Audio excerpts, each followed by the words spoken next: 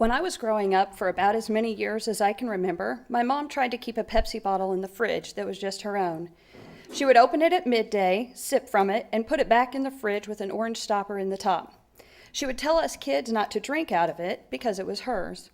She obviously didn't want our backwash in her bottle, and we weren't supposed to have soda, but I understand now that she also just wanted one damn thing in our house of 5 people that was her own. I'm confessing now, Mom, that we 3 kids drank out of that bottle all the time. We did it mostly because we weren't supposed to. We couldn't have begun to understand that we violated one of the few boundaries she had asked us to respect. Our ungrateful, selfish little selves could not have imagined that our mother, who loved us unconditionally, would have wanted something of her own. Mom's sacred Pepsi bottle was one thing, but her purse was something else. If we needed a pen, a piece of scratch paper, a cough drop, or $5, we would go digging in Mom's purse. She would go ballistic if she caught us doing this, and kind of ballistic if she thought someone had.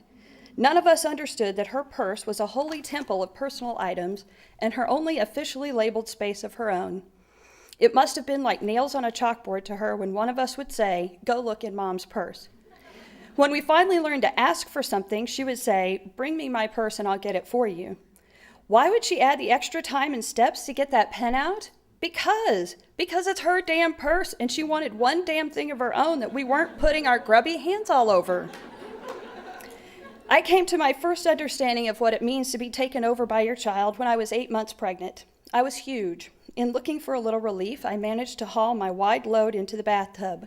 My whole body was submerged except for my big belly rising out of the water like a mountain rising out of the ocean.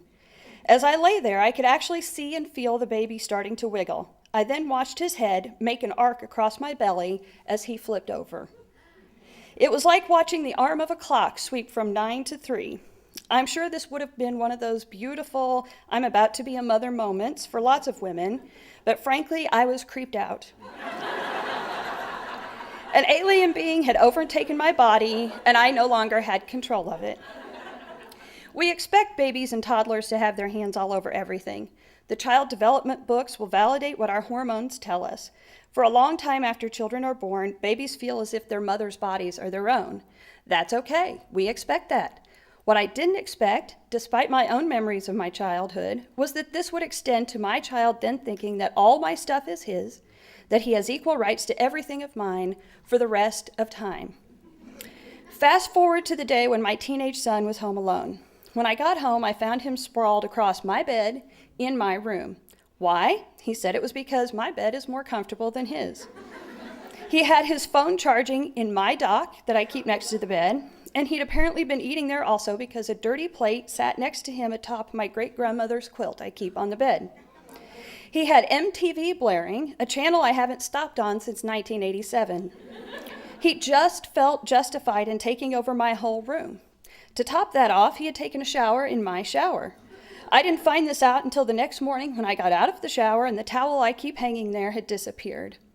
I'd asked him time and time again if he could just put things back where he got them, but he is physically incapable of doing so. All of that pales, however, in comparison to what I call the prison jumpsuit incident of 2011. Several years ago, when Martha Stewart was in prison, I bought a rather expensive orange prison jumpsuit for Halloween and went as Martha Stewart. Really my best costume ever. This year, my son's drama class was doing a flash mob performance of Michael Jackson's Thriller. They needed costumes, and my son begged me for the jumpsuit. I said no many times. I finally relented, but said that they couldn't cut it up or do anything to it because I wanted it back. After all, a prison jumpsuit is a timeless Halloween costume.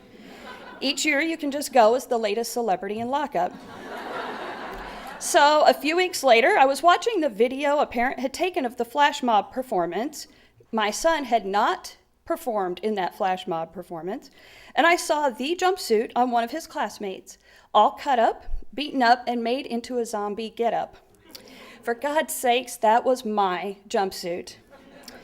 My son's reach is sometimes even more concrete than that. I can literally find his fingerprints on almost everything, even places one would not think needed touching.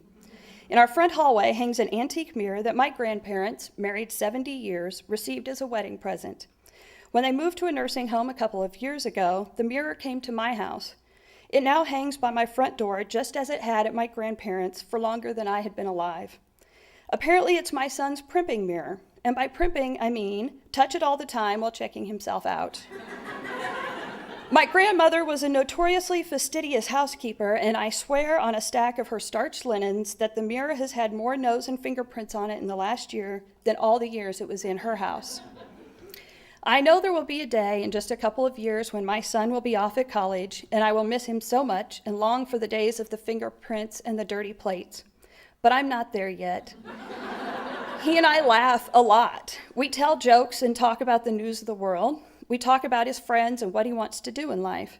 We go to movies and every now and then still do things together like go to baseball games. For now, the price I pay for all the good stuff is having someone else constantly in my space, constantly taking over whatever is mine. I will miss that eventually.